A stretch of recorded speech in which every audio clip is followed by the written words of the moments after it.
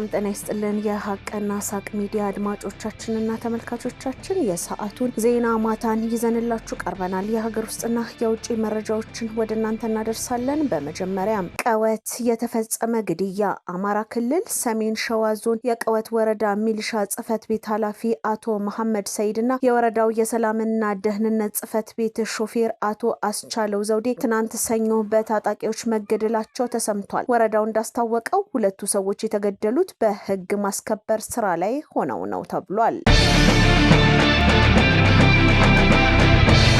በደቡብ ኢትዮጵያ ክልል በመደመር መንግስት እሳቤ የግብርና ምርታማነትን ለማሳደግ እየተሰራ መሆኑ ተገለጸ። የመደመር መንግስት ፈጣንና ቀጣይነት ያለው አጠቃላይ የምርት እድገትን ለማረጋገጥ የግብርናው ዘርፍ በሳይንስ በቴክኖሎጂና በፈጠራ ሊመራ ይገባልም ይላል። ምርትን በመጠን በአይነትና በጥራት ማሳደግ ብሎም የገበያ ትስስርን መፍጠር እንደሚያስፈልግም ያብራራል። በግብርናው ዘርፍ ያሉ እድሎችን በአግባቡ መጠቀም እንደሚገባ በምክትል ርዕሰ መስተዳድር ማዕረግ የደቡብ ኢትዮጵያ ክልል ግብርና ቢሮ ኃላፊ ዶክተር መሪውን ፍቅሩ ገልጸዋል። በክልሉ የቡና ምርት ሽፋን አድጓል ያሉት ኃላፊው 235,000 ሄክታር መሬት በቡና ተክል መሸፈኑን ተናግረዋል። በግብይት ስርዓቱ ላይ የሚታዩ ጉድለቶች ከተቀረፉ የአምራቹን ህይወት ማሻሻል ይቻላልም ነው ያሉት። በተያያዘው የምርት ዘመን 131,000 ቶን ቡና ይመረታል ተብሎ እንደሚጠበቅ የገለጹት የክልሉ ቡናና ቅመማ ቅመም ባለስልጣን ዋና ዳይሬክተር አማኑኤል ብሩ በበኩላቸው ጥራት ያለው ቡና ለገበያ ለማቅረብ እየተሰራ ነው ብለዋል። አዳዲስ የቡና ማሳዎችን በክላስተር ማልማት፣ ያረጁና ምርት የቀነሱትን በአዲስ የቡና ችግኝ የመትከል ስራ እየተሰራ መሆኑንም አቶ አማኑኤል ጠቁመዋል። ክልሉ ዘንድሮ 46,000 ቶን ቡና ለማዕከላዊ ገበያ ያቀርባልም ተብሏል። ኢትዮጵያ ከፍተኛ የውጭ ምንዛሪ ከምታገኝባቸው የግብርና ምርቶች መካከል ቡና ተጠቃሽ ነው። የኢትዮጵያ ንግድ ባንክ ለኢትዮጵያ አየር መንገድ የ27 ቢሊዮን ብር ብድር ሰጠ። የኢትዮጵያ ንግድ ባንክ ለሰራተኞች የቤት መገንቢያ ብድር ለማቅረብ ከኢትዮጵያ አየር መንገድ ጋር ስምምነት አካሂዷል። ባንኩ 27 ቢሊዮን ብር ለብድር ያቀረበ ሲሆን ለአየር መንገዱ ሰራተኞች የቤት ግንባታ የሚውል መሆኑም ተገልጿል። የኢትዮጵያ ንግድ ባንክ የኮርፖሬት አገልግሎቶች ኤክስኪዩቲቭ ምክትል ፕሬዝዳንት ኤፍሬም መኩሪያ ባንኩ ላለፉት ዓመታት ባንኩ ለታላላቅ ሀገራዊ ፕሮጀክቶችና ለግሉ ዘርፍ ከፍተኛ መጠን ያለው ገንዘብ ለብድር መስጠቱንም ነው ያብራሩት። 458 ቢሊዮን ብር ብድር ባንኩ መስጠቱን ያነሱት ምክትል ፕሬዝዳንቱ 88 በመቶ የሚሆነው ለግሉ ዘርፍ 12 በመቶ ደግሞ ለመንግስት መሰጠቱንም ገልጸዋል። ላለፉት 80 ዓመታት ኢትዮጵያ ከመላው ዓለም ጋር ሲያገናኝ የቆየው የኢትዮጵያ አየር መንገድ ዋና ስራ አስፈጻሚ መስፍን ጣሰው በበኩላቸው አየር መንገዱ ከዚህ ቀደም 1200 ሰራተኞችን የቤት ባለቤት ማድረጉን አስታውሰዋል። በአሁኑ ወቅትም 5,000 ለሚሆኑ ሰራተኞቹ ለመኖሪያ ቤት ግንባታ የሚውለው የ27 ቢሊዮን ብር የብድር ስምምነት ነው በዛሬው ዕለት ከኢትዮጵያ ንግድ ባንክ ጋር የፈጸመው። የኢትዮጵያ አየር መንገድ ዋና ስራ አስፈጻሚ መስፍን ጣሰው ስምምነቱ ታሪካዊ መሆኑን በመግለጽ ላለፉት ዓመታት በሁለቱ ተቋማት መካከል የነበረውን ጠንካራ ግንኙነት ወደ ላቀ ደረጃ የሚያደርስ ነውም ብለዋል። የኬንያ ፕሬዝዳንት ለስራ ጉብኝት ኢትዮጵያ መጡ። የኬንያው ፕሬዝዳንት ዊሊያም ሩቶ ለአንድ ቀን የስራ ጉብኝት ወደ ኢትዮጵያ መጥተዋል። የጠቅላይ ሚኒስተር ጽፈት ቤት መረጃ እንዳመላከተው ጠቅላይ ሚኒስተር ዶክተር አብይ አህመድ ለአንድ ቀን የስራ ጉብኝት ወደ ኢትዮጵያ የመጡትን የኬንያ ፕሬዝዳንት ዊሊያም ሩቶ ተቀብለዋል። የሀገር መከላከያ ሰራዊትና የፌዴራል ፖሊስ የከተማውን ጸጥታ እንዲረጋጋ አድርጓል ሲል ኢሰማኮ አስታወቀ። በጋምቤላ ክልል ባለፉት 2 ሳምንታት በተለያዩ አካባቢዎች የተፈጠረውን ግጭት ተከትሎ የመከላከያና የፌዴራል ጸጥታ አካላት መሰማራታቸውን ኢሰማኮ ገልጿል። ኢሰማኮ ለቢቢሲ በሰጠው ቃል አሁን በከተማውና በዙሪያው በቂ የጸጥታ አካላት አሉ። የሀገር መከላከያ ሰራዊትና የፌዴራል ፖሊስ የከተማውን ጸጥታ እንዲረጋጋ አድርጓልም ሲል ገልጿል። መንግስታዊና መንግስታዊ ያልሆኑ እንዲሁም የንግድ ተቋማት እንቅስቃሴ እንደጀመሩም አብራርቷል። በክልሉ የተለያዩ አካባቢዎች የተከሰተውን ግጭት ተከትሎ አንድ የባንክ ስራ አስኪያጅ በመቀጠልም የጋምቤላ ከተማ ፖሊስ ጽሕፈት ቤት አዛዥ የነበሩ ዋና ኢንስፔክተር ኡመድ ኡጁሉ ተገድለዋል። የፖሊስ አዛዡ የተገደሉት የባንክ ስራ አስኪያጁ ከተገደሉ ከቀናት በኋላ ነው። በሰሞንኛ ግጭት በርካታ ንጹሃን ሰዎችም በወጡበት ቀርተዋልም ተብሏል።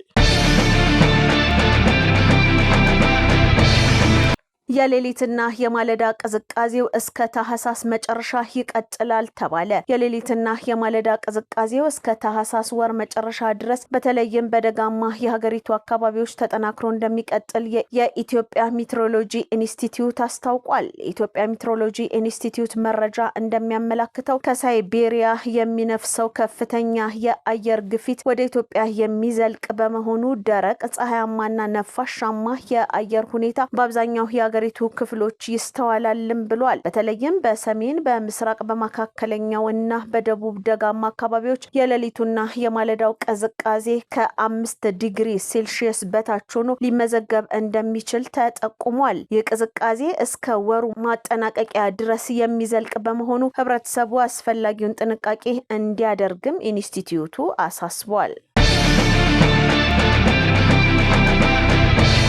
በአዲስ አበባ ሰሚት ጠፍቶ ሲፈለግ የነበረው የ7 ዓመቱ ህፃን ተገድሎ የካ ጫካ ውስጥ መገኘቱ ተሰማ። ቤተሰቦቹ የ7 ዓመቱ ህፃን ሀበን ካሱ ከአዲስ አበባ ሰሚት እሁድ ታህሳስ 5 ቀን 2018 ዓ.ም ከቤት እንደወጣ አለመመለሱ በመግለጽ በእግር፣ በፈረስ፣ በፖሊስ፣ በማህበራዊ ሚዲያ በመንገር ቤተሰቦቹ የ7 ዓመቱን ህፃን ሀበን ካሱን ከአዲስ አበባ ሰሚት እሁድ ታህሳስ 5 ቀን 2018 ዓ.ም ጀምሮ ከቤት እንደወጣ አለመመለሱን በመግለጽ በማህበራዊ ሚዲያ ለፖሊስ በመንገር ሲያፈላልጉት ቆይተዋል። ይገኛል የሚል ተስፋን ይዘው በሌላ በኩልም ተገድሎ ይሆን፣ አውሬ በልቶት ይሆን፣ ሰው ሰውሮት ይሆን፣ ሌላም በውስጣቸው እየተመላለሰ የሚያስቸግራቸውን ጭንቀት ከሳምንት ጭንቀት በኋላ ግን የትንሹ ልጅ ሬሳ በሰው ተገሎ ክብር እንደሌለው ፍጡር ጫካ ውስጥ ተጥሎ መገኘቱን ፖሊስ አስታውቋል። ፖሊስ የህፃኑን መገደል ዛሬ ጠዋት ለቤተሰቦቹ እያረዳ ሲሆን ቤተሰቦቹም ለአስክሬን ምርመራ በሆስፒታል ይገኝ የነበረውን አስክሬን በመረከብ ስርዓተ ቀብሩን ፈጽመውለታል። ስርዓተ ቀብሩ በዛሬው ዕለት 8:30 ሰሚት በሚገኘው ቅዱስ ጊዮርጊስ ቤተክርስቲያን ተፈጽሟል። ተጠርጣሪው ህፃን ቀደም ብሎ ገድሎት ለቤተሰቦቹ በመደወል በገንዘብ ሲደራደር ነበረም ተብሏል። ይህ ተጠርጣሪ በፖሊስ ተይዞ ምርመራ እየተደረገበትም ይገኛል። ከመጪው ጥር 1 ጀምሮ እንዲከፈል ተወስኗል። በሳውዲ አረቢያ የሚሰሩ የቤት ሰራተኞች ከመጪው ጥር 1 2026 ጀምሮ ክፍያቸው በተዘረጋው የኤሌክትሮኒክስ ስርዓት እንደሚከፈላቸው፣ ይህ የደሞዝ ጥበቃ እንደሚሰጣቸውና ግልጸኝነትና ጊዜውን የጠበቀ ክፍያ እንዲሰጣቸው እንደሚያደርግ የሀገሪቱ የሰው ሀብት ሚኒስቴር አስታውቋል። ሰራተኞቹ ወቅቱን ጠብቆ ደሞዛቸው በጥሬ ገንዘብ ሳይሆን ሙሳነድ በተባለ ስርዓት የሚከፈላቸው ሲሆን ያገኙትን ገንዘብም በተፈቀዱ መንገዶች ውጪ ላሉ ቤተሰቦቻቸው ማስተላለፍ ይችላሉ። በአዲሱ ስርዓትም ሰራተኞቹ የሂጅራ ወር መጨረሻ ላይ በኮንትራታቸው መሰረት ክፍያቸው ይፈጸምላቸዋልም ተብሏል። አዲሱ ስርዓትም የቤት ሰራተኞች ጊዜውን የጠበቀ ክፍያ እንዲያገኙ በማስቻል ከሚጠብቃቸው መንገላታትና የክፍያ ማጣት ይጠብቃቸዋል ሲል ዘ ኢኮኖሚክስ ታይምስ ዘግቧል። አሜሪካ፣ ኳታር፣ ቱርክ እና ግብጽ በጋዛ ሰላም ዙሪያ መከሩ። ሀገራቱ በሚያሚ ፍሎሪዳ አሜሪካ ውስጥ ሲመክሩ የጋዛ የመጀመሪያ ምዕራፍ ተኩስ አቁም አተገባበርንም ገምግመዋል። ወደ ሁለተኛው ምዕራፍ ለመሸጋገር ስለሚቻልባቸው ሁኔታዎችም ዋሽንግተን፣ አንካራ፣ ካይሮና ዶሃ ሀሳብ ተለዋውጠዋል። የመጀመሪያው ዙር የተኩስ አቁም ስምምነት በትክክል ገቢራዊ እንዳልተደረገ የቱርክ ተወካዮች ሀሳብ አንስተዋል። በሁለተኛው ዙር ተኩስ አቁም ጋዛውያን በራሳቸው ሰው መመራት ስለሚችሉበት አጋጣሚ ምክክር ተደርጓል። ዓለም አቀፍ አረጋጊ ኃይል ጋዛ እንደሚያስፈልጋትም ተጠቁሟል። ኳታርና ቱርክ በመካከለኛው ምስራቅ ሰላም እንዲሰፍን አሜሪካን በማገዝ የሚታወቁ በመሆናቸው አሁንም መፍትሄ ያመጣሉ የሚል ተስፋ ተጥሏል። ወደ ቤታችሁ ኑ ሲሉ ሚኒስትሩ ጥሪን አቀረቡ። እስራኤል በምዕራባውያን ሀገር የሚገኙ አይሁዶች ወደ እስራኤል እንዲሰደዱ ማሳሰቢያን ሰጠች። የእስራኤሉ ውጭ ጉዳይ ሚኒስትር ጌዲዮን ሳር በሰጡት ማሳሰቢያ በምዕራባውያን ሀገራት የሚኖሩ አይሁዳውያን ወደ እስራኤል ማምለጥ አለባቸው፣ አለበለዚያ መጪው ጊዜ የከፋ ነው ብለዋል። ሚኒስትሩ ይህንን የተናገሩት ትናንት በሃንጋሪ ዋና ከተማ ቡዳፔስት በሰጡት ጋዜጣዊ መግለጫ ነው። ጌዲዮን ሳር ባቀረቡት ጥሪ አይሁዳውያን ከእስራኤል ውጪ የሚኖሩ ከሆነ በቀጣይ የመጥፋት አደጋ ተደቅኖባቸዋል ብለዋል። በታሪክ የምናውቀው አይሁዳውያንን ማሳደድ ተመልሷል። አሁን አይሁዳውያን እየታደኑ እየተገደሉ ናቸው ብለዋል። በምዕራቡ ዓለም ያለው አይሁድ ጠልነት ከቁጥጥር ውጪ ሆኗል። በመሆኑም አይሁዳውያን ራሳቸውን ለማዳን ወደ እስራኤል ኑ።